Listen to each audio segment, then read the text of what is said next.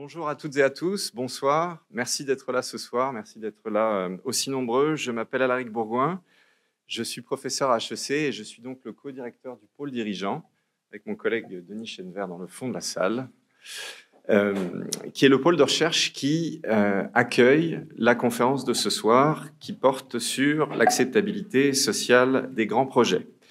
Donc, je vais avoir le plaisir et l'honneur d'introduire cette soirée, le double honneur, puisque je vais introduire la soirée, mais aussi vous présenter Maude Brunet, qui est donc professeur au département de management et qui nous partagera ses travaux rapidement et surtout qui va animer notre panel ce soir. Mais avant ça, je vais prendre 5 minutes pour vous dire quelques mots du pôle dirigeant. Mon objectif, c'est de vous présenter nos activités très rapidement et vous donner envie de collaborer avec nous, de participer à nos recherches. Et aussi de nous suivre sur les réseaux sociaux. Alors, donc le pôle D, c'est un centre de recherche qui se consacre exclusivement aux enjeux stratégiques vécus par les dirigeants. Notre proposition de valeur, si je puis dire, est la suivante: mettre la science au service des dirigeants et dirigeantes qui changent le monde pour soutenir le développement économique et social du Québec. Alors, il y a à HEC Montréal une dizaine de pôles de recherche. Un pôle, c'est une organisation à l'intérieur de l'organisation. On mobilise des chercheurs, des praticiens, des étudiants pour travailler sur un sujet qui nous semble important. Il y a un pôle média, il y a un pôle santé, il y a un pôle entrepreneuriat. Eh bien, nous sommes le pôle dirigeant. Pourquoi avoir créé un pôle sur le métier de dirigeant? C'est un pôle qui existe depuis environ 3 ans parce que c'est un métier particulièrement complexe dans un monde qui change et que les praticiens nous expliquaient qu'ils étaient à la recherche d'espaces de réflexion, de libre expression à l'abri des contraintes du marché pour réfléchir leur métier et puis pour développer des outils issus de la recherche qui pourraient les aider à travailler leur métier, parce qu'on sait que le métier de dirigeant, c'est ça, c'est quelque chose qui se découvre plus qu'il ne s'apprend parfois, et que c'est vraiment un ensemble de complexités. Et puis parce qu'il n'y avait pas jusqu'à présent au Canada un pôle qui s'intéressait au métier de dirigeant dans l'ensemble de ses facettes. Il y a des centres sur le leadership, il y a des centres sur la stratégie, il y a des centres sur la gouvernance, et un centre sur le métier de dirigeant qui tiennent compte de l'ensemble de ces enjeux, mais aussi des enjeux de psychologie, des dynamiques de pouvoir, de gouvernance, qui est le sujet dont on va parler ce soir. Il n'y en avait pas, et donc c'est comme ça que notre centre est né. Ce qui nous distingue, à mon sens, c'est 2 choses. C'est que c'est un pôle qui est co-animé, qui a été cofondé par des chercheurs et par des PDG. Il y a une quinzaine de PDG de très grandes organisations publiques et privées qui s'impliquent au quotidien avec nous dans nos recherches, au-delà du conseil d'administration, mais vraiment dans les travaux de recherche. Et donc, ça donne quelque chose de très ancré, de très pragmatique. Et également parce que notre identité est fondamentalement liée à la recherche. Tout ce que nous faisons doit servir à la recherche. Et ces recherches sont ensuite mises à disposition de la communauté gracieusement. On est un centre de recherche. C'est quelque chose qui nous distingue. Et c'est pour ça que dans toutes nos présentations, nos conférences, on est content d'avoir un chercheur et on est content d'avoir des travaux de recherche. Alors, très rapidement, le pôle dirigeant, c'est une quarantaine de personnes impliquées. On a un axe recherche, mais on a aussi des laboratoires de transfert, 4 laboratoires de transfert, plus de 15 PDG impliqués, 15 projets de recherche en cours avec des équipes internationales, plus de 1500 dirigeants ayant participé à nos recherches. Alors, on fait des recherches quanti, donc c'est un peu facile. On a eu plus d'1 millier de dirigeants qui ont répondu à nos sondages, mais aussi en quali, interview, etc., participation à des workshops sur ces 2 dernières années. Plus de 350 dirigeants ont participé. Suivez-nous si ça vous intéresse, vous pourrez voir tout ça. Je termine en disant qu'on a 4 axes de recherche. Je vous l'ai dit, on a une vision intégrée, le PDG comme personne, comme leader, comme architecte, mais aussi comme interface avec la société. C'est le sujet qui va nous occuper ce soir. Puis on a différents laboratoires de transfert, dont un observatoire avec la firme Léger. Un de nos premiers sondages a été de chercher à capter la perception du public sur les PDG. Et ce qui est sorti de ce sondage, c'est qu'aujourd'hui, les gens cherchent des dirigeants citoyens, et que la question justement de l'implication du dirigeant des entreprises privées dans la société est absolument fondamentale. Et paradoxalement, dès que le dirigeant commence à faire des leçons de morale ou à s'impliquer trop directement dans des questions de citoyenneté, là, il y a un paradoxe et on lui reproche d'outrepasser sa sphère économique. Donc cette tension était intéressante, et c'est d'ailleurs une tension qu'on va sans doute retrouver dans les discussions de ce soir. Voilà, donc je vais maintenant passer la parole à Maude Brunet. Alors Maude, je vais t'introduire rapidement. Maude est professeure agrégée au département de management depuis 2018. Ses recherches portent sur la gouvernance et l'innovation dans les mégaprojets, sur les projets d'infrastructure publique, sur l'acceptabilité sociale et sur les partenariats publics-privés. Maude est la responsable pédagogique des projets de deuxième cycle en gestion de projet à HEC. Elle est également rédactrice adjointe de la European Management Review. Elle est membre de différents pôles, dont le pôle Mosaïque. Elle a évidemment publié de nombreux articles, en plus de co-diriger 3 ouvrages. Et je tiens aussi à dire que Maude s'est démarquée internationalement tout récemment. Peut-être que vous avez vu passer cette nouvelle incroyable, pour sa qualité académique exceptionnelle, sa qualité de chercheuse, puisqu'elle est au 3e rang mondial des chercheuses les plus citées au monde dans son domaine. Bravo! Alors, je ne sais pas s'il y a beaucoup de chercheurs dans la salle, mais je peux vous dire que c'est vraiment pas quelque chose d'anodin. C'est absolument remarquable. Et on est donc ravis et chanceux d'avoir Maude avec nous ce soir. Sur ce, Maude, je te passe la parole pour introduire nos invités. Merci beaucoup. Bonsoir, merci à tous et à toutes d'être ici. C'est vraiment un événement qui est important, qui est marquant pour moi, pour nous aussi, je pense, pour notre équipe de recherche. Donc, merci à Alaric, merci Denis, merci au Pôle D. Ça a été incroyable ce dernier mois. On a travaillé très fort pour mettre tout ça. Merci Célia, Pierre aussi. Où est-il? Merci à vous. Ça a été vraiment une belle collaboration. Je suis contente qu'on arrive enfin au grand jour, au jour J. Alors, pour commencer, je souhaite reconnaître que nous sommes sur un territoire ancestral de Kanawagé. Donc, nous remercions les communautés autochtones de nous permettre de nous rassembler ce soir. Donc, Fred, on a un représentant d'une communauté autochtone, alors c'est important pour moi de le souligner. Et pour notre recherche, donc, on a une recherche qui est financée en cours par le Conseil de recherche en sciences humaines du Canada. Donc, on a Sofiane Baba qui est sur notre équipe, qui ne pouvait pas être avec nous ce soir, est à l'étranger, donc qui est avec nous en pensée. On a Nathalie Drouin aussi qui est ici, qui est titulaire de la chaire Infra-S, donc pour la valorisation sociale des infrastructures. Elle est professeure à l'ESG-UQAM. Donc, on travaille ensemble depuis au moins 2 ans là-dessus, disons 3 pour monter la proposition. Et c'était un événement pour nous, pour partager un peu ce qu'on avait déjà en termes de connaissances. Donc, c'est un événement de transfert des connaissances et on voulait rendre ça très dynamique. Donc, on a invité des panélistes parce que c'est beau, la gouvernance, l'acceptabilité sociale, c'est toujours un peu flou, un peu intangible, et on voulait le rendre le plus pratique possible, le plus concret, le plus tangible. Donc, on a trouvé des panélistes incroyables, vous allez voir ça. Merci à vous d'ailleurs, hein, ça a été aussi toute une préparation sur plusieurs semaines, donc on y est. Et l'idée, je vais vous amener quelques concepts en introduction pour vous montrer un peu où on en est dans nos recherches. Il y a beaucoup de pistes à explorer, à poursuivre. Donc, pour ceux qui sont des chercheurs, pour ceux qui ne le sont pas, bien, je vous invite à peut-être prendre un petit moment d'introspection, de voir où vous en êtes dans vos projets, dans votre organisation, pour générer des idées, pour ouvrir un peu là, les perspectives, etc. Donc, l'acceptabilité sociale. OK, on y va. C'est quoi?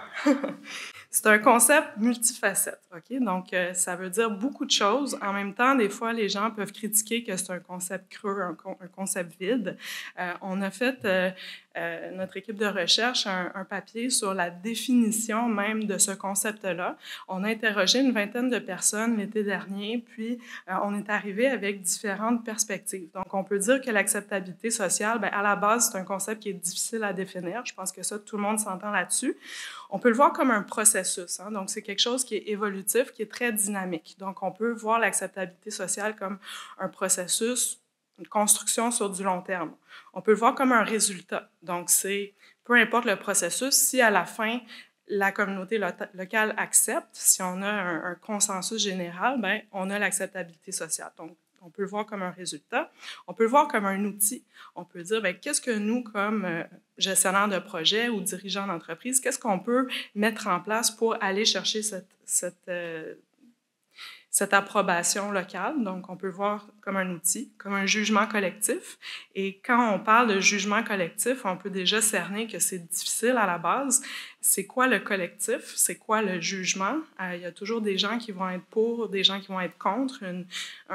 Une acceptabilité sociale complètement unanime, ça n'existe pas. Donc, c'est quoi le seuil où on dit, ben ça, c'est pas acceptable ou ça l'est? Donc, ça, c'est vraiment très difficile. Juste ça, c'est très, très dense aussi, là, quand on parle de jugement collectif. Et finalement, ce qui est ressorti aussi de nos entretiens, c'est qu'on parle d'un renforcement des capacités, donc du empowerment du côté des communautés autochtones notamment. Donc, c'est une façon là, pour eux de renforcer leurs capacités. Alors, il y a quelques personnes d'entre vous qui ont répondu à notre sondage.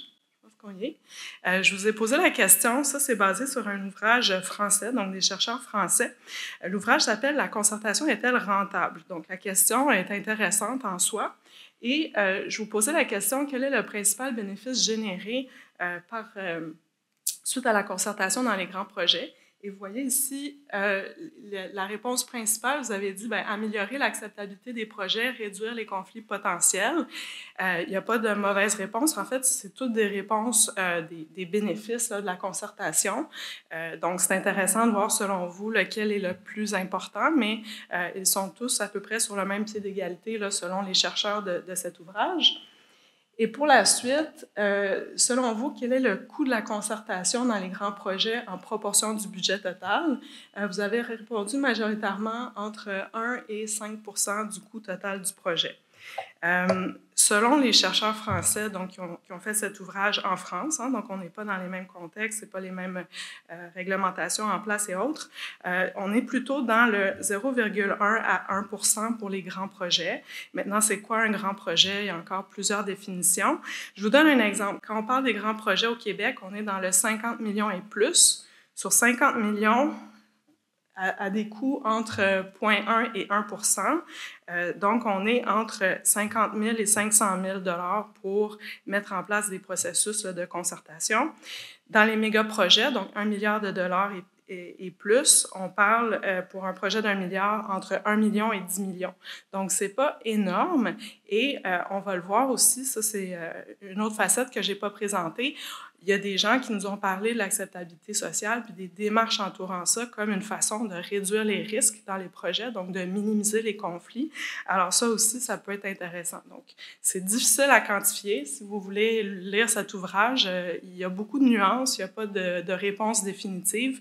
Je n'ai pas réussi à savoir est-ce que c'est rentable, oui ou non, mais les auteurs suggèrent des pistes de réponse intéressantes.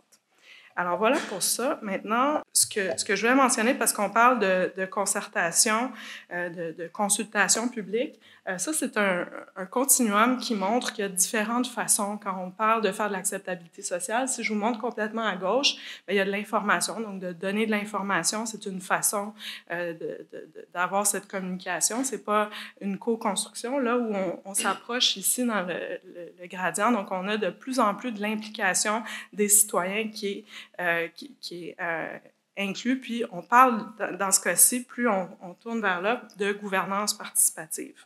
Alors, c'est juste pour vous dire qu'il y a différentes formes. Quand on parle de gouvernance, je n'entrerai pas dans le détail. C'est aussi un terme qui est très conceptuellement chargé. Je ne vais pas déployer, développer tout ça ici, mais il y a différents types de gouvernance. On peut parler de gouvernance structurelle quand on parle des conseils d'administration, des organes de gouvernance formelle en place. Il y a la gouvernance processuelle et la gouvernance relationnelle, donc l'informel, comment on va interagir avec les gens à l'interne dans l'organisation, mais aussi avec d'autres organisations, avec des communautés locales, avec les parties prenantes de façon plus large. Donc ça fait toute partie de la gouvernance. Alors, on part d'un postulat que, je dis on, notre équipe de recherche, que la gouvernance d'un projet va influencer son acceptabilité sociale. Ce n'est pas une corrélation directe. Ce n'est pas plus on investit d'argent, de sous, de moyens, plus on va avoir par défaut l'acceptabilité sociale. Ce n'est pas direct, mais c'est vraiment une influence. Et ce qu'on a développé ici, c'est un papier qui va être publié sous peu en accès direct, en accès ouvert, et on amène différents niveaux d'apprentissage organisationnel. Donc, quand on est dans l'apprentissage défensif, en fait, pour les organisations qui ont à peu près pas fait de projet ou qui font ça là, sans nécessairement comprendre que l'acceptabilité sociale, c'est important. Mais on part du postulat que ça va être plus difficile d'aller chercher l'acceptabilité sociale d'un projet. Et plus l'organisation apprend, je vais prendre l'exemple d'Hydro-Québec ici parce que il y a eu beaucoup de développement dans les dernières décennies. Ils ont appris des projets passés où il y avait eu plus d'accros et ils ont vraiment développé une approche pour la rendre institutionnalisée. Donc, c'est au cœur de leur approche. Alors, c'est les moyens qui sont déployés, c'est les valeurs qui sont sous-jacentes, qui sont vraiment centrales. En fait, on va beaucoup mettre d'emphase sur l'acceptabilité sociale des projets. Donc, on doit, comme organisation, apprendre de ça et c'est un peu ce qu'on développe dans ce cadre-là. Donc, je vous invite à travers la présentation, encore une fois, à penser à vos projets, à vos organisations. On va avoir nos panélistes qui vont parler de leur expérience, mais gardez ça en tête, puis on y reviendra peut-être dans la conclusion ou pendant le cocktail suite à ça. Alors, sans plus tarder, allons-y avec nos panélistes. Donc, je vais les nommer, ils vont venir sur la scène, puis on va amorcer suite à ça. Donc, en premier, Louis-Philippe Bérubé de Hydro-Québec, directeur adjoint des projets majeurs, interconnexion et compensation des réseaux. Merci. Suite à ça, puis je vais vous mentionner les projets, ils vont vous les présenter, mais quand même, je vais vous les nommer. Donc, il va parler du plan d'action 2035 pour un Québec décarboné et prospère. On a Cybèle Tran, chef de section soutien stratégique et communication au bureau de projet de la ligne bleue. Donc, elle va parler du projet de prolongement de la ligne bleue. Frédéric Truchon-Gagnon, directrice des affaires publiques et communication chez Montoni, qui va parler du projet du quartier Molson. Fred Vicaire, directeur général de Nigmawe Maui-Omi Business Corporation, qui va parler du projet de développement d'un parc éolien en Gaspésie. Je vais vous rejoindre. Alors, Louis-Philippe, tu peux introduire ton projet. Bonjour, donc je vais débuter. Donc, je vais vous parler du plan 2035 d'Hydro-Québec, donc avec des objectifs de décarbonation puis de croissance économique en termes d'ajout de capacité sur le réseau d'Hydro-Québec. Quand on parle de grands projets et qu'on regarde le plan 2035, si on regarde l'ajout de capacité, là, on parle de beaucoup d'infrastructures majeures qui devront être installées sur le réseau. Si on parle juste de l'épine dorsale d'Hydro-Québec, donc on peut penser à ce qu'on entend souvent comme le réseau 735, là, juste dans le cadre de ce plan-là, on parle de 850 km d'infrastructures, 5 postes stratégiques.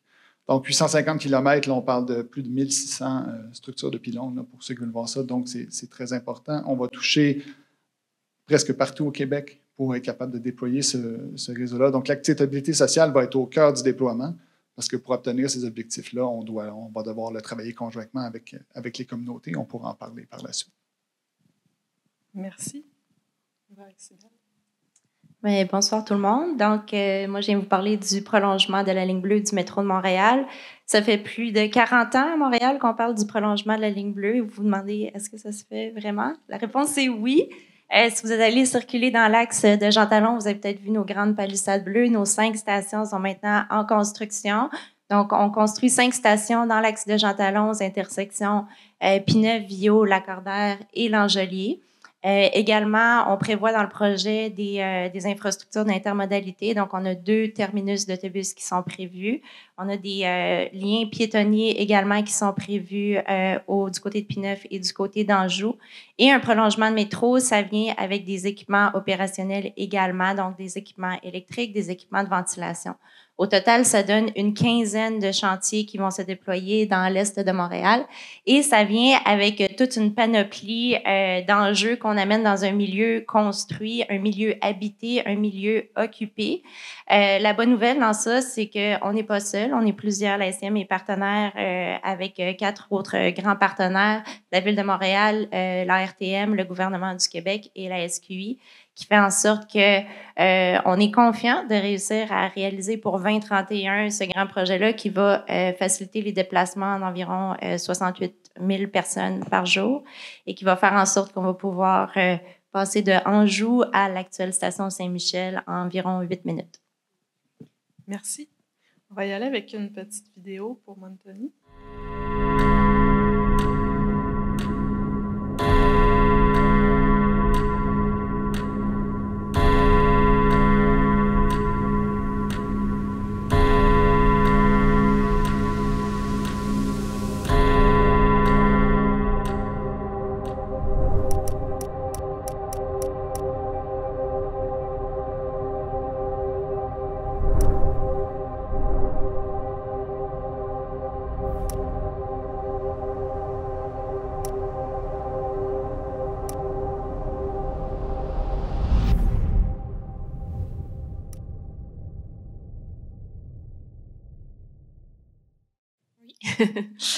C'est un petit teaser de ce qui s'en vient.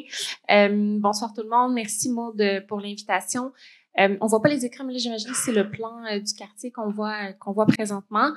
Le quartier Molson, c'est un projet de près de 2,5 milliards de dollars qui est fait conjointement entre Montoni et le Fonds immobilier de solidarité FTQ. Donc, c'est un nouveau quartier pour Montréal. C'est rare qu'on a la chance de créer un nouveau quartier pour une ville comme Montréal. C'est un site unique qui longe le fleuve Saint-Laurent sur un peu plus d'un demi-kilomètre. Montréal est une île, puis ironiquement, on a peu la chance d'avoir cette relation-là avec l'eau. Donc, quand on a acquis le terrain en 2019, c'était vraiment un de nos piliers, en fait, de vouloir créer un quartier fluvial pour Montréal. Et on a tous un désir, en fait, de léguer quelque chose qui va rendre fiers les Montréalais et dont nous aussi, on va être fiers quand on va regarder le travail accompli dans 20, 30, 50 ans. Donc, rapidement, qu'est-ce que le quartier va contenir? Donc, on a dévoilé, si on veut, le plan d'ensemble à la fin de l'année dernière. Donc, le quartier s'articule autour d'un immense parc public, le parc Summer, qui est pour la petite histoire, qui est un parc à l'époque de John Molson qui existait sur le site. Donc, on vient ramener ce parc-là un peu plus grand là, à son endroit d'origine. Ça va vraiment être le cœur social du quartier. Adjacent à ce parc-là, on a toute la partie patrimoniale qu'on appelle l'îlot des voltigeurs, qui est la partie qu'on connaît tous en briques rouges, qui va vraiment être un pôle animé, en fait, donc hôtel, restaurant, boutique, pôle d'emploi également. Mais le quartier, en fait, va également accueillir près de 5000 unités de logement, donc pour tous les types de ménages. Donc, évidemment, également des places plus paisibles, donc du côté ouest, si on veut, des cours publics à l'intérieur de chaque îlot, des cours privés, des cours publics pour des endroits plus paisibles, pour accueillir les familles et tout ça. Également une promenade fluviale, donc qui va partir du Vieux-Port, une promenade piétonne là, qui va connecter, en fait, si on veut, le quartier jusqu'au parc Summer. Et finalement, un pôle civique également. Donc, c'est un terrain qu'on va céder à la Ville de Montréal. L'objectif, c'est qu'il y ait des services pour la communauté, donc et des services de la Ville, mais également des services de proximité, marché d'alimentation, qui est une carence dans le secteur. Donc, voilà pour le projet Molson. Merci. Fred? Quay, Willie Willock, Nindeliwisin, Fred Vicaire, Mi'kmaq, Listugush. Je suis membre de la communauté de Listugush. C'est une communauté Mi'kmaq située sur le territoire traditionnel du Gaspé-Gawagi, qui représente la Gaspésie, vraiment. Mais nous, dans notre langage, c'est Gaspé-Gawagi. Je suis ici en tant que PDG de la Corporation de développement économique, le Mi'kmaq Miami Business Corporation. Nos 3 actionnaires sont les 3 communautés Mi'kmaq situées sur notre territoire. Donc, Listugush, Gaspé-Guiac et Gaspé. En gros, ce soir, je vais parler du Mesquite Judson, qui est un parc éolien de 150 MW. Le MU veut dire grand vent dans notre langage. L'historique du parc, c'est vraiment un parc que les 3 communautés Mi'kmaq ont développé eux-mêmes. Puis par la suite, ont choisi leur développeur. Fait qu'il y a une très grande fierté par rapport à ce projet-là, puis le succès qu'on a réussi à faire. Tellement de succès qu'on est été sélectionné par Hydro-Québec dans l'appel d'offres de 2021 pour rajouter un autre 102 MW sur le même site du MU. Vous voyez d'autres acquisitions qu'on a faites. Récemment, la plus grosse, c'était une coalition avec 3 autres nations au Québec. On a été capable d'acheter le Hilton au Québec aussi à 51%. Fait on n'est pas juste dans les énergies renouvelables, mais on est dans d'autres secteurs aussi. Merci. Donc, je vais y aller avec les questions. on va y aller. Je vais poser quelques questions. Ce n'est pas tous les répondants qui vont répondre, mais on va faire comme ça une petite animation dynamique. Donc, la première question, quand on vous pose la question, quelle est votre démarche en lien avec l'acceptabilité sociale dans les projets? Et j'inviterai Fred à embarquer pour cette réponse. Je suis le premier, c'est ça. Comme je l'ai mentionné, le parc MU, il y avait une très grande fierté. Puis l'historique du parc comme tel, c'est un peu de frustration. C'était les 3 communautés Mi'kmaq qui étaient déçues et tannées de voir des développements liens qui se faisaient sur leur territoire traditionnel sans aucune participation ou même consultation sur ces parcs éoliens-là. Donc, le fait que les 3 communautés se sont rassemblées et ont décidé de négocier un PPA avec Hydro-Québec pour leur dire, regarde, on veut réussir notre propre parc, puis on veut être en contrôle de notre propre parc. Donc, la consultation avec les gens se sont faites dès le début.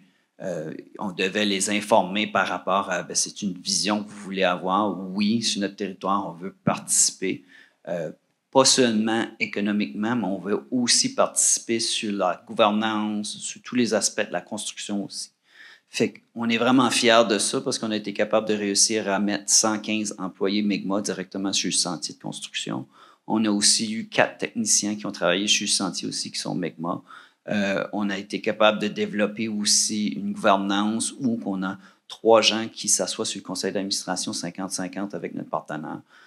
Fait impliquer les gens se sont faits dès le début à différentes méthodes qu'on a appliquées, des méthodes stratégiques aussi avec les aînés, les jeunes,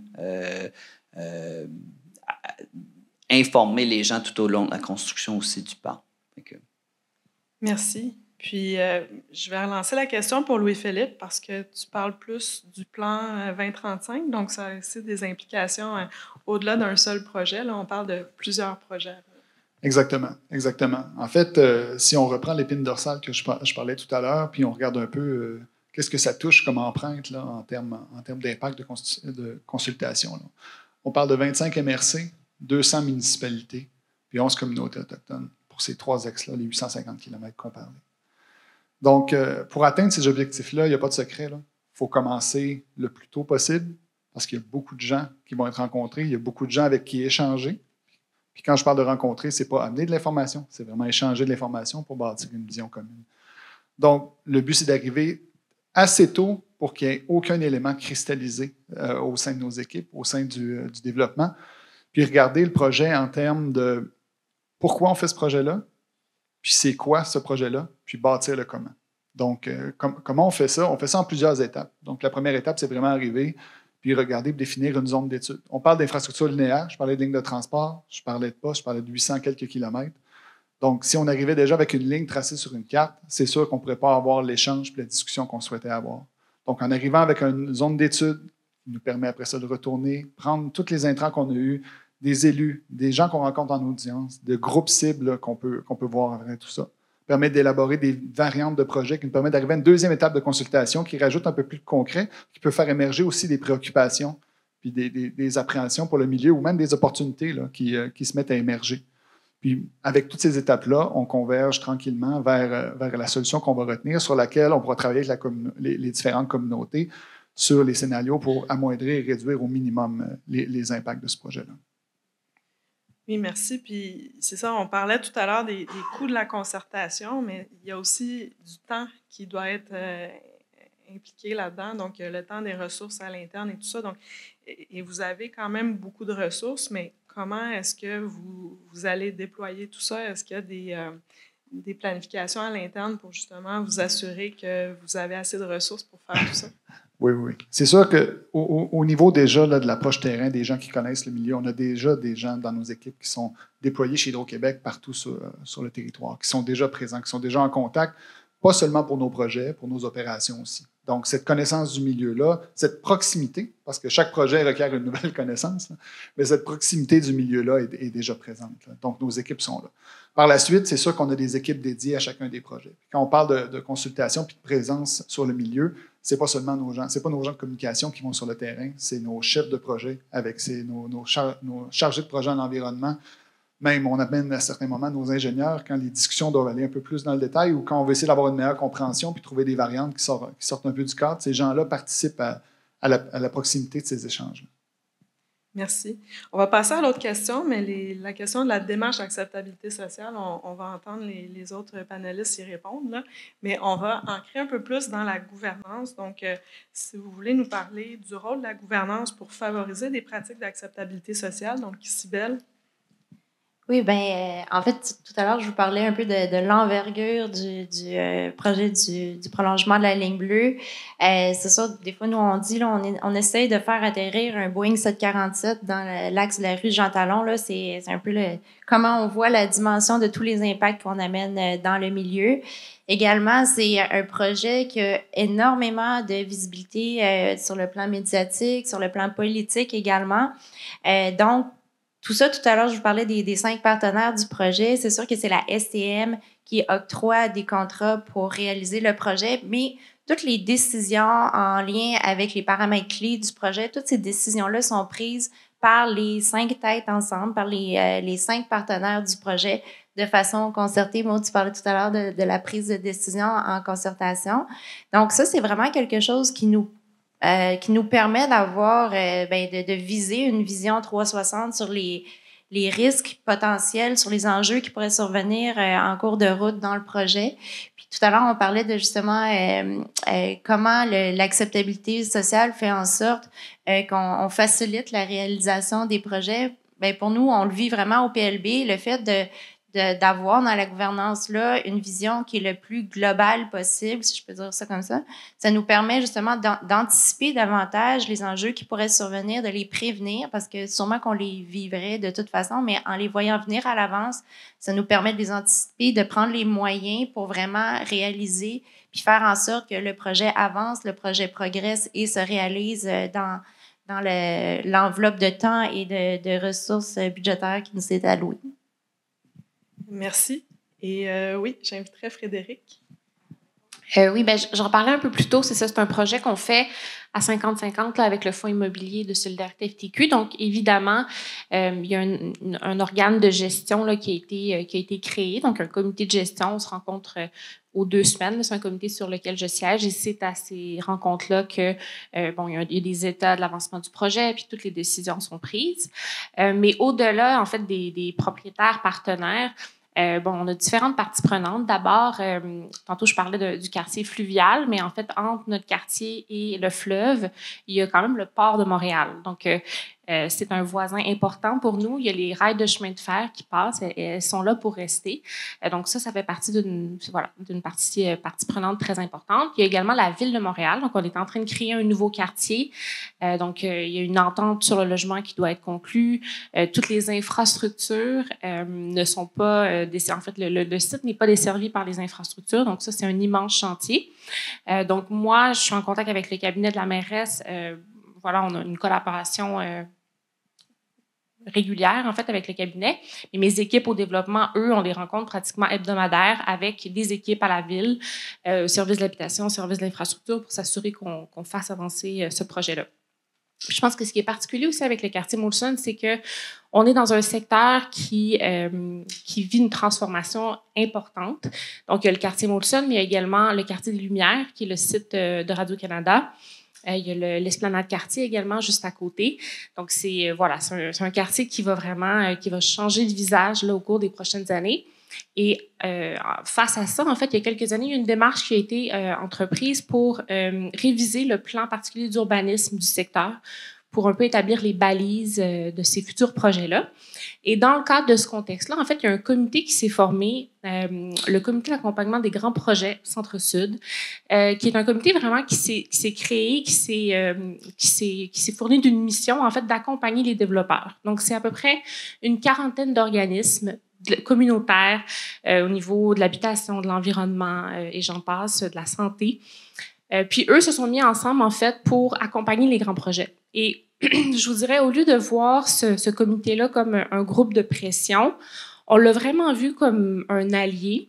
Puis je pense que ça nous a servi parce que, dès le début, en fait, dès les premières années, on s'est assuré de développer une relation avec ce comité-là.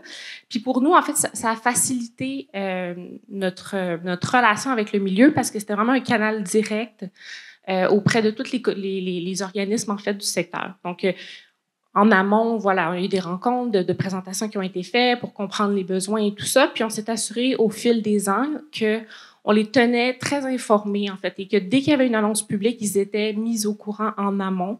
On pouvait répondre à leurs questions, leurs interrogations et tout ça. Puis je pense que ça a été un élément clé dans les dernières années. Merci. Puis, Fred, tu parlais des 3 actionnaires, donc les 3 communautés autochtones, et vous êtes 50-50 avec Inergex. Est-ce que tu peux parler un peu plus de votre partenariat avec Inergex quand on parle de gouvernance? Oui, nos 3 actionnaires, comme j'ai mentionné, c'est les 3 communautés Mi'kmaq pour MMBC. Fait que nous, on est le partenaire général, c'est nous qui s'occupe du day-to-day des activités. Mais notre partenariat avec le parc éolien comme tel, on a un limited partnership, puis ça, c'est 50-50. Fait qu'il y a 3 administrateurs de Inergex, puis 3 administrateurs de chacun des conseils de chacune des communautés.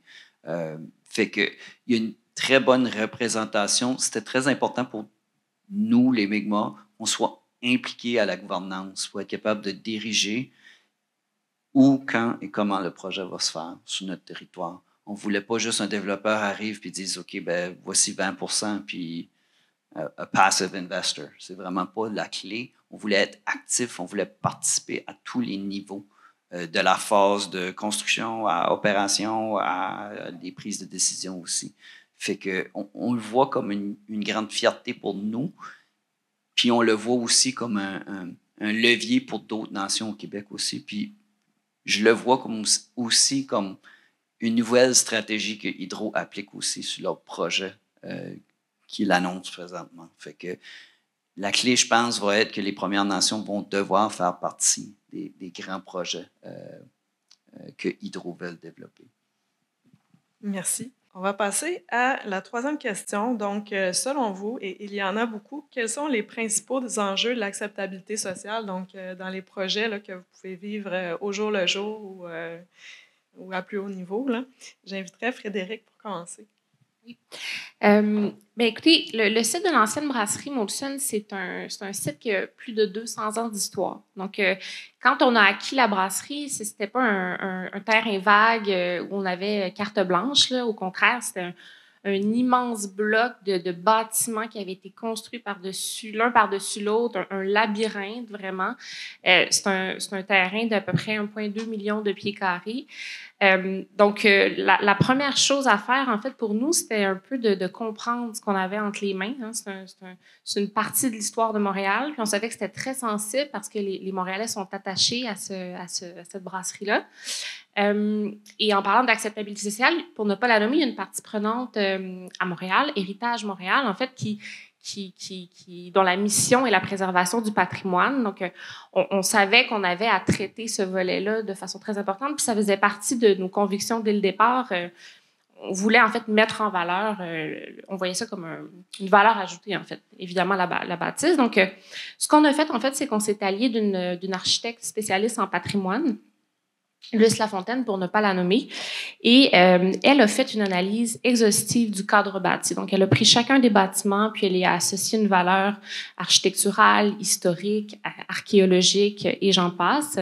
Puis elle a formulé des recommandations claires par rapport à ce qui devait être mis en valeur, les différents éléments. Donc, évidemment, la tour Molson avec l'horloge, la silhouette en cascade qu'on veut conserver, la cheminée, mais il y a des éléments qu'on connaît peut-être moins, comme des voûtes qui sont sous des bâtiments là, au sein du site où, à l'époque, ils entreposaient des immenses cubes de glace qui prenaient du fleuve Saint-Laurent. Puis c'était en fait une technique de refroidissement là, dans le processus du brassage. Donc, bref, il y a plein d'éléments comme ça. Donc, on s'est basé sur ces recommandations pour développer en fait le projet, pour créer le concept de développement. Et Héritage Montréal, en fait, on a trouvé important de les impliquer tout au long du processus. Donc, on leur a présenté l'analyse qui avait été faite par l'architecte, on leur a présenté les recommandations, on leur a fait visiter la brasserie aussi. Puis c'est une relation qu'on a continuée, en fait, tout au fil des ans. Puis, en fait, on est heureux parce que quand on a dévoilé le plan d'ensemble en décembre dernier, Héritage Montréal a pris la parole publiquement pour saluer le projet. Donc, voilà, c'était un peu mission accomplie sur ce volet-là patrimonial, mais c'est vraiment parce qu'il y avait un travail de fond qui avait été fait en amont au cours des années, sur le long terme. Merci. Je vais lancer la question à Louis-Philippe. Pour vous, les principaux enjeux de l'acceptabilité sociale dans vos projets? Un des principaux enjeux quand on veut développer des infrastructures sur des grandes dimensions comme ça, c'est essayer de répondre à la question « Qu'est-ce que le milieu veut? » Puis, c'est une question, un peu une question piège qu'on vit généralement quand on avance dans le projet et qu'on regarde un projet à plus haut niveau parce que le milieu, c'est très hétérogène. Donc, les gens utilisent le milieu de multiples façons. À certains moments, même, des mêmes communautés utilisent le milieu de façon contradictoire l'une par rapport à l'autre dans les mêmes membres. Donc, quand on avance pour développer ce projet, puis qu'on veut faire avancer, bâtir, aller chercher de l'acceptabilité sociale à travers cette hétérogénéité, mais ça amène un défi important. Puis, la clé, s'il y en a une, parce qu'il n'y a pas de clé magique là, pour l'acceptabilité sociale, c'est la rigueur des équipes. Donc, quand on parlait du processus, on parle de rentrer en contact avec les gens, de bien documenter, d'être sûr d'avoir bien compris cet élément-là, puis le poids de chacun de ces points, de cette hétérogénéité-là, aux différentes étapes que je mentionnais précédemment. Mais ça nous permet de tirer un certain regard à travers cette hétérogénéité. On ne réussira jamais dans les projets à rallier tout le monde à 100%, que le projet colle exactement à ce que tout le monde souhaiterait avoir pour intégrer ces projets-là. Dans le cas du Québec, on fait des projets pour le bien commun. Donc, on tente de travailler le plus possible là, pour aller chercher ce qu'on peut, mais le projet, pour le faire évoluer, là, on doit passer à travers ces mécanismes-là, cette hétérogénéité-là, puis l'acceptabilité du milieu, mais dans sa majorité. Merci. Puis, bon, le quartier Molson est encore en développement. Le plan 2035 est aussi là, en développement. Je vais lancer la question à Cybèle parce que votre projet, il est très visible. Hein? Donc, on parlait du processus. Donc, étant donné les différentes étapes de vie du projet, vous êtes en construction. Donc, c'est quoi, selon vous, actuellement, les principaux enjeux dans votre projet? Bien, c'est sûr qu'en termes d'acceptabilité sociale, tu sais, le fait d'avoir vraiment mis la table en amont, d'avoir amené beaucoup d'informations pour les riverains, ça le fait en sorte qu'aujourd'hui, on est en train de vivre le projet, puis on a déjà construit une relation avec les riverains, un peu comme dans le cas du projet Molson, de construire cette relation-là, mais aussi chez Hydro-Québec, de construire d'établir un lien de confiance avant d'arriver avec la pelle mécanique dans la rue, puis qu'on commence à creuser puis à faire du bruit. Donc, je vous dirais que c'est sûr que là, aujourd'hui, on est en construction, mais on a créé aussi des attentes, là, je veux dire ça comme ça, en venant informer les gens à l'amont de nos intentions. Maintenant, il faut qu'on soit à la hauteur de ces intentions-là. Au niveau de l'organisation contractuelle avec nos entrepreneurs, notre stratégie, c'est vraiment d'établir des limites puis de mettre des contraintes à la source aux entrepreneurs pour faire en sorte qu'ils soient en mesure de respecter ces engagements-là qu'on a pris envers le public. Puis c'est sûr que des fois, c'est sûr qu'on va construire la ligne bleue, c'est sûr qu'on va devoir faire un certain travail, des fois 24 heures par jour, 7 jours par semaine, mais on s'est engagé à respecter certains niveaux de bruit dans certains environnements, des éléments comme ça. Puis en imposant ces contraintes-là à l'entrepreneur dès le départ, ça fait en sorte que l'entrepreneur, ben, il va pas arriver n'importe comment, il va proposer une stratégie concrète, réaliste, qui va faire en sorte que le riverain va pouvoir mieux vivre ces impacts-là au quotidien. Puis, ben, on s'assure de pouvoir, en autant que possible, s'ajuster à la réalité aussi. Là, on le sait, un chantier, ben, c'est des surprises à tous les jours. Puis après ça, c'est comment on compose avec ça, avec ce que nous rapportent les riverains dans justement la relation qu'on a établie avec eux. Ils savent vers qui aller, où s'adresser. Puis, dans la relation qu'on développe avec eux aussi, c'est de pouvoir dire, bien, quand vous nous appelez, on va faire ce qu'on peut pour pouvoir s'ajuster. Puis, si on n'est pas capable de le faire, on va vous expliquer pourquoi. C'est tout ce lien de transparence qui fait en sorte que on cohabite, disons, avec des gens qui veulent avoir un milieu de vie paisible, puis un chantier qui creuse un tunnel de 40 mètres de profondeur juste à côté. Merci. Et Fred, de ton côté? Je reviens à notre projet comme tel. L'importance, c'est vraiment que les communautés sont partie prenante des projets qui sont établis dès le début. Chaque territoire du Québec est touché par une nation. Fait que les impliqués du début, c'est la clé du succès. Nous, on l'a vécu différemment parce qu'il y avait du développement qui se faisait, puis les Mi'kmaq étaient tannés de le voir. Fait de là, l'importance de les impliquer du début. À eux à décider de quelle façon ils veulent s'impliquer aussi dans le projet.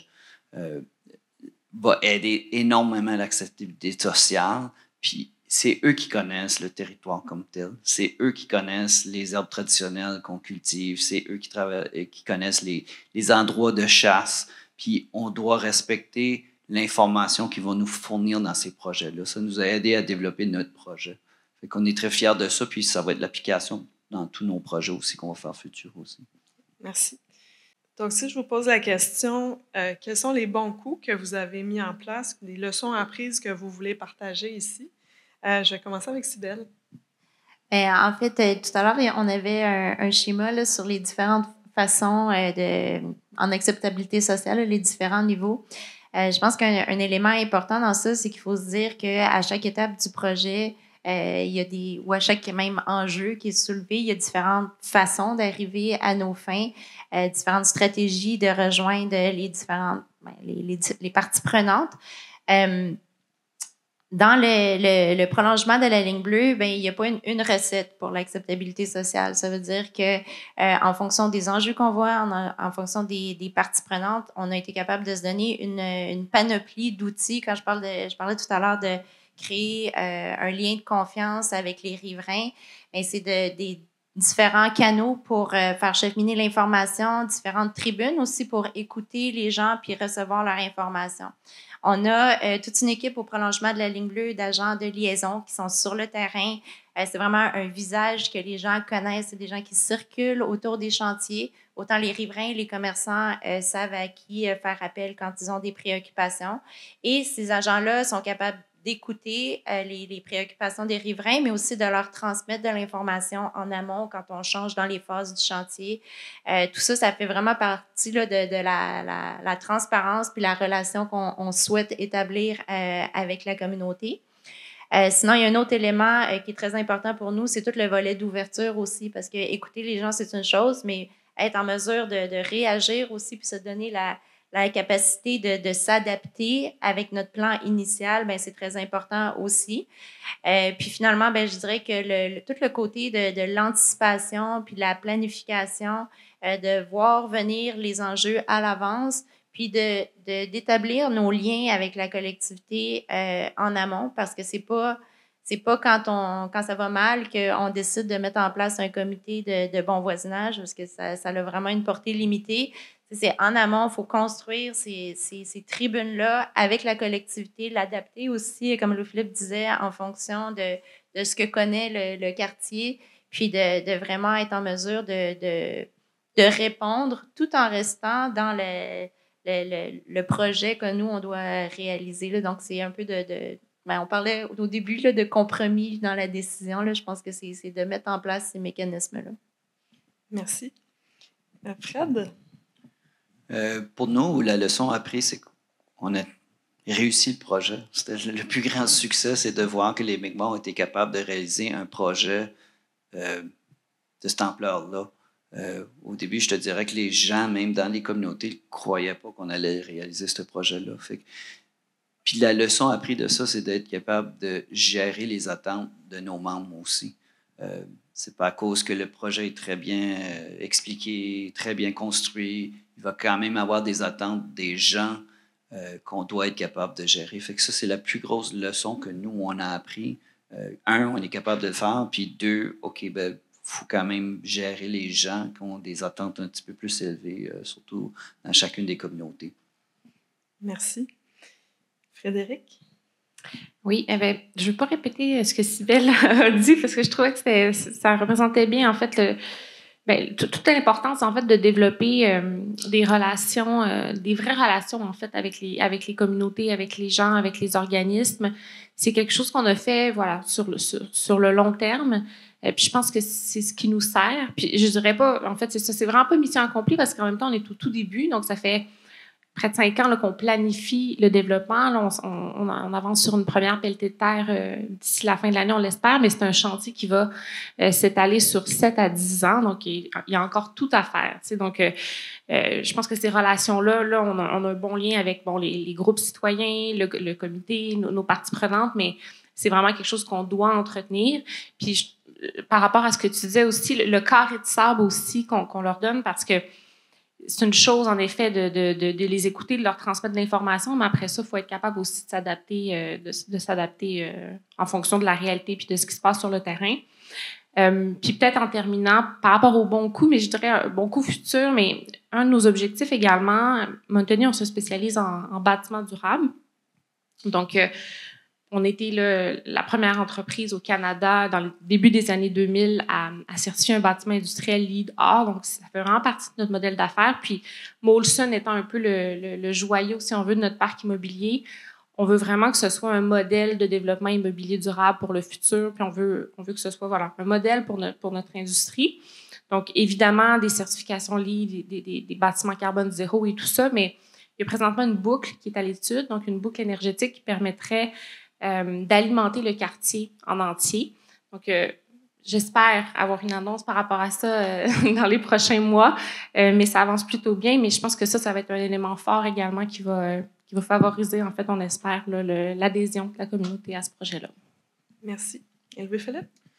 Oui, ben nous, on est au début, donc, mais dans les éléments vraiment importants qu'on a appris des autres projets, puis c'est vraiment de se rendre jusqu'au bout. Donc, l'acceptabilité sociale, on la développe pour développer le projet, je lis le contenu, puis tu le mentionnais, mais après, quand on est en exécution, quand on est en construction, qu'on est chez les gens, que les éléments qu'on a discutés doivent se matérialiser. Puis des fois, les éléments qu'on a discutés, qu'on s'est engagés, se matérialisent, puis ça n'attend pas tout à fait les attentes. Donc, comment on peut améliorer tout ça, comment on peut être proactif. En ce moment, on en a partout des chantiers Hydro-Québec à travers le Québec. Je m'occupe personnellement des 2 interconnexions qu'on a. Puis on est en pleine construction. Puis je pense qu'il n'y a pas une semaine où nos équipes au terrain nous disent « Écoute, on a vu tel propriétaire, il était à proximité. On va réussir à l'accommoder parce que nos travaux gênent un peu sa circulation. Puis on va être capable de faire mieux que ce qu'on fait là. Puis essayer d'avancer. Pas parce qu'on n'a pas fait ce qu'on avait dit qu'on ferait, mais parce que le sentiment, c'est aussi le sentiment qu'on laisse après le projet. Hydro-Québec, on en fait des projets, puis on va revenir. Donc, il faut que ce sentiment-là soit bon. Ça, je pense que c'est vraiment important de mettre la bonne touche finale. C'est la clé pour la suite. Merci. Donc, oui, la rapidité, le retour vers les gens aussi. On parlait de gestion des attentes, on parlait de construire des relations de confiance. Hein, donc, c'est des exemples très parlants. Si j'y vais ici avec notre conclusion, on va ouvrir pour les questions. Hein. Regardez, je suis certaine qu'il y a plein de questions là, qui vont pouvoir continuer d'animer un peu la discussion. Mais en fait, l'acceptabilité sociale, ben, vous le voyez, hein, c'est multifacette, mais c'est beaucoup un processus. Donc, c'est évolutif, c'est co-construit, donc avec les organisations, les gens qui sont impliqués, bien entendu, mais les parties prenantes de façon large. On a vu plusieurs exemples de parties prenantes. Et également, je reviens là-dessus, hein, c'était notre postulat de départ, que la gouvernance est un levier pour favoriser l'acceptabilité sociale. Ce n'est pas garant d'avoir une acceptabilité sociale, mais quand même, vous avez ici des exemples d'organisations qui comprennent l'importance stratégique de développer ces relations, de bâtir sur la confiance et non pas seulement de réparer les pots cassés une fois que la crise est là. Donc, on a vraiment cet aspect de proactivité. Et quand on parle de meilleures pratiques en matière de gouvernance, vous en avez ici quelques-unes. Donc, on parle beaucoup de concertation en amont, d'être dans la période de développement, vraiment d'en profiter pour créer des liens avec les organisations qui sont des organisations communautaires, partenaires, etc. On parlait, par exemple, du port de Montréal dans le cas du quartier Molson. Donc, c'est vraiment des proximités très, très réelles. la transparence dans les décisions, donc on ne peut pas tout faire, on ne peut pas tout intégrer, mais d'ouvrir le dialogue et de revenir vers les parties prenantes pour expliquer pourquoi certains éléments peuvent être intégrés, pourquoi d'autres ne peuvent pas l'être. Donc, dans la mesure du possible, de se donner cette ouverture pour intégrer les idées des citoyens de façon large. Ça peut bonifier beaucoup le projet, mais si on le fait, puis tout est déjà ficelé dans la planification, mais c'est trop tard. Donc, c'est vraiment la fenêtre d'opportunité est en amont dans les projets. Construire des relations de confiance. Et je reviens sur notre cadre. Hein, on parlait d'avoir une approche de développement, d'apprentissage organisationnel, donc d'avoir des mécanismes pour tester. Hein, puis c'est ce qu'on a entendu les panélistes dire. Bien, on fait des choses, on essaie un peu, mais qu'est-ce qu'on peut en tirer? Donc, toute l'importance de la captation là, des leçons apprises pour que nos prochains projets se passent mieux. Et même que dans un même projet, souvent c'est sur des années, bien, on s'améliore même à travers un même projet. Donc, comment est-ce qu'on peut s'assurer de garder là, cette ouverture pour faire de l'amélioration continue? Donc voilà, je vais arrêter ici. Je vous invite à remercier nos panélistes pour leur présentation.